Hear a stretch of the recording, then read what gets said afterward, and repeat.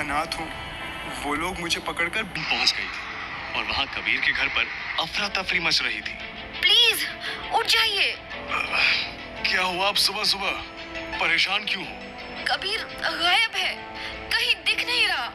और तो और मुझे उसके रूम से ये लेटर मिला है। लेटर? कैसा लेटर? इधर कबीर के घर लेटर मिलने पर कोहराम मचा हुआ था। वहीं दूसरी तरफ रुड़की के पास ढाबे पर बस रुक गई थी। कबीर ने डिक्की से देखा कि थॉमस खाना खा रहा है। मैं वॉशरूम जाकर आता हूँ और कुछ खा भी लेता हूँ। भूख भी लग रही है। सुनो, मैं कुछ लेकर आता हूँ। और मैं तेरे लिए भी ले आऊंगा। पर अगर पापा ने तुम्हें देख लिया तो? चिंता मत करो, ऐसा कुछ नहीं होगा। मैं यूं गया और यूं आया। कबीर चुपके से उतरा और ढाबे के पास वॉशरूम में घुस गया। और फिर जब वो खाना ऑर्डर करने आया तो छी, ये ढाबा तो बहुत ही गंदा है। न जाने इसके पापा यहाँ कैसे खा रहे हैं। घर पे तो सब चकाचक थालियां होती थी और यहाँ तो ऐसा लग रहा है कि पुरातन काल से एक ही तेल इस्तेमाल किया जा रहा है। ढाबा तो बहुत गंदा लग रहा है। यहाँ का खाना नहीं खाया जाएगा मुझसे। आगे कोई दुकान देखता हूँ। वो होटल अच्छा लग रहा है। एक सेव चिवड़ा का पैकेट देना।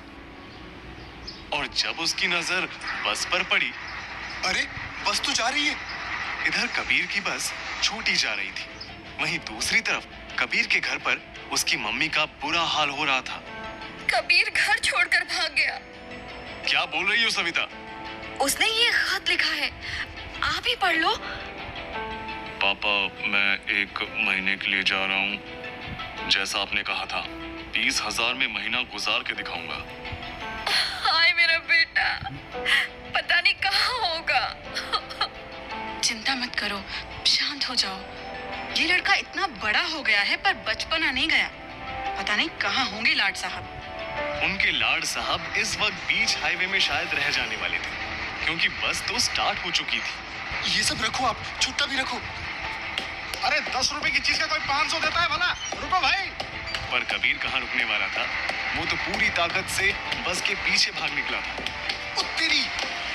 और वहाँ घर पर, भैया इधर आइए। क्या तुमने कबीर को कहीं देखा है? जी, मालिक कल किसी दोस्त के यहाँ गए थे। अच्छा, कहाँ गए हैं, कुछ मालूम है? नहीं साहब जी। ठीक है, तुम जाओ, अपना काम करो। मुझे बहुत डर लग रहा है, पुलिस के पास चलते हैं। नहीं, मैं उसके फैसले को सपोर्ट करता हूँ। उसे रहने दो 1 महीने के लिए। अगर किसी ने उसे किडनैप कर लिया तो? कुछ तो करो। ऐसे कठोर दिल कैसे हो सकते हो तुम? ठीक है, तुम शांत हो जाओ। मैं कुछ पता कराता हूँ, पर हम उसकी कोई मदद नहीं करेंगे। और अगर वो 20,000 में 1 महीना नहीं गुजार पाया तो? तो नहीं गुजार पाया, यही तो सबक सीखना है उसे। हम उसकी कोई मदद नहीं करेंगे। इतना कठोर तो मत बनो। तुम चाहती थी तुम्हारा बेटा सुरक्षित रहे, इतना मैं जरूर ध्यान रखूंगा, पर हम उसके इस फैसले पर कोई दखलंदाजी नहीं करेंगे। एक तरफ कबीर की बस छूटी जा रही है और दूसरी ओर उसके मम्मी पापा उसे ढूंढना शुरू कर रहे हैं। कहानी दिलचस्प होती जा रही है। यूं ही प्यार से जुड़े रहिए लव इन मसूरी के अगले भाग में। कहानी जारी रहेगी। नीचे तक पहुंच चुका था। बस के ऊपर चढ़ जाता हूँ। ये बस के पीछे कैसी आवाज आई? गाड़ी रोककर देखता हूँ। कबीर बस के ऊपर चढ़ गया था, पर थॉमस को ये नहीं पता था।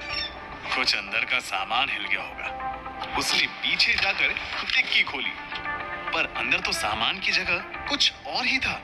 जेनिफर, तू इधर? बाहर निकल। वो पापा, मैं। बाहर निकल तू अभी के अभी। पापा आप सिंघम बन रहे हो फालतू में। तू चुप कर। कितनी बार मना किया है कि बस में ऐसे छुपकर मत जाया कर। तुझे कुछ हो गया तो कौन जिम्मेदार होगा? इससे भला क्या होगा? ये तो औरों के छक्के छुड़ा देगी। अब बैठ यहाँ चुपचाप। तू घर पर नहीं रुकेगी तो अपना वो बंजर कमरा किराए से कैसे जाएगा? वो कमरा, वो तो मैं वैसे भी किराए पर नहीं देना चाहती। बस चालू हो गई और कबीर की हालत खराब हो उठी। हे भगवान, मर गया आज तो। जहाँ एक तरफ कबीर की हालत पतली हो रही थी, वहीं दूसरी तरफ उसके माता पिता एयरपोर्ट पहुंच चुके थे। जी मेहरा सर, बताइए मैं आपकी क्या मदद कर सकता हूँ। ये है मेरे बेटे कबीर की फोटो। क्या ये एयरपोर्ट आया था? अब मुझे थोड़ा टाइम दीजिए सर, मैं अभी पता लगवाता हूँ। कुछ देर बाद सिक्योरिटी गार्ड वापस आया और नहीं सर, मैंने स्टाफ से पता करवाया है, पर आपका बेटा एयरपोर्ट नहीं आया। हे भगवान, ये लड़का कहाँ चला गया होगा? कहीं ट्रेन की पटरी पर तो। चुप चुप बोलिए दीदी, आप कुछ करिए, मुझे चिंता हो रही है। सब्र रखो सविता, मैं अभी पता करवाता हूँ कि वो कहीं ट्रेन, बस या टैक्सी से तो नहीं गया। हमारा बेटा जहाँ भी होगा सुरक्षित होगा। सुरक्षित तो मैं बिल्कुल भी नहीं। ये जेनिफर के पापा तो पहाड़ों पर बड़े आराम से बस चला रहे हैं और यहाँ मेरी पूरी बॉडी डिस्को भंगड़ा कर रही है। ओफो। कुछ ही देर में बस मसूरी बस स्टैंड पर रुकी और बस की छत पर लटके कबीर ने राहत की सांस ली। बाल बाल बचा। ओ माय गॉड, ये शहर तो बहुत ही खूबसूरत लग रहा है। अरे जेनिफर को तो उसके पापा खींचते हुए लेके जा रहे हैं। अगर वो कमरा किराए पर चला गया तो हमें कुछ पैसे मिलने लग जाएंगे, इसमें बुराई क्या है? कबीर छुप छुप कर बस के पीछे से उतरा। अब चुपके से डिक्की से अपना बैग निकालता हूँ और फिर एक अच्छी सी कॉफी पीता हूँ। ये जैकेट मैंने खास पेरिस से खरीदा था और अभी इसे एक बस के छत पर घिस घिस कर आ रहा हूँ। शुरुआत तो कुछ ज्यादा ही धमाकेदार हो गई मेरे मसूरी स्टे की। गूगल मैप पे तो इस शहर में कोई स्टारबक्स नहीं दिख रहा। इस कैफे की रेटिंग ठीक है, यहीं से कॉफी ली जाए। How much? 100 रुपए सर। बस ये लो। ये तो बड़ी सस्ती सी जगह लग रही है। अरे ये तो जेनिफर और उसका बाप है, दोनों चर्च जा रहे हैं। इसका बाप धार्मिक आदमी होगा, क्योंकि जेनिफर को देख के तो नहीं लगता कि किसी भगवान में विश्वास करती होगी।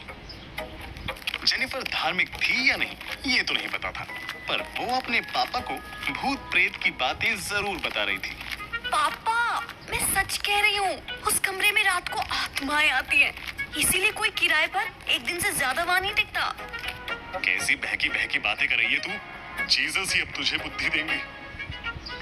अब पापा को मैं क्या बताऊँ कि उस कमरे में मैंने क्या छुपा रखा है। थोड़ी देर बाद जेनिफर और थॉमस बाहर निकले। कबीर उन्हें आता देख थोड़ा दूर छुप गया था। देखो पापा, कल्लन चाचा सामने घूम रहे हैं। अरे हाँ, कल्याण। थॉमस और जेनिफर सामने खड़े एक व्यक्ति से बातों में व्यस्त हो गए और पीछे छुपा कबीर मन ही मन मुस्कुरा उठा। ये सही मौका दिया है भगवान ने। अब जेनिफर का दोस्त बनकर उसके सामने जाता हूँ और उससे बातें करता हूँ। आखिर मसूरी में पहली दोस्त तो जेनिफर को ही बनाऊंगा। कबीर जेनिफर के पास बेफिक्र चलते आ रहा था। हे जेनिफर। ओह माय गॉड, ये लड़का यहाँ क्या कर रहा है? मुझे लगा था कि अब तक तो ये कहीं भाग गया होगा, पर ये तो मेरी ही तरफ आता जा रहा है। पापा को पता लगा कि मैं इसके साथ ट्रंक के अंदर थी तो गजब हो जाएगा। ओह नो, अब मैं क्या करूं? कबीर के आने पर जेनिफर हो रही है परेशान, और आखिर क्यों ना हो। कबीर जेनिफर की नोक झोंक भरी ये दास्तान जारी रहेगी। मिलते हैं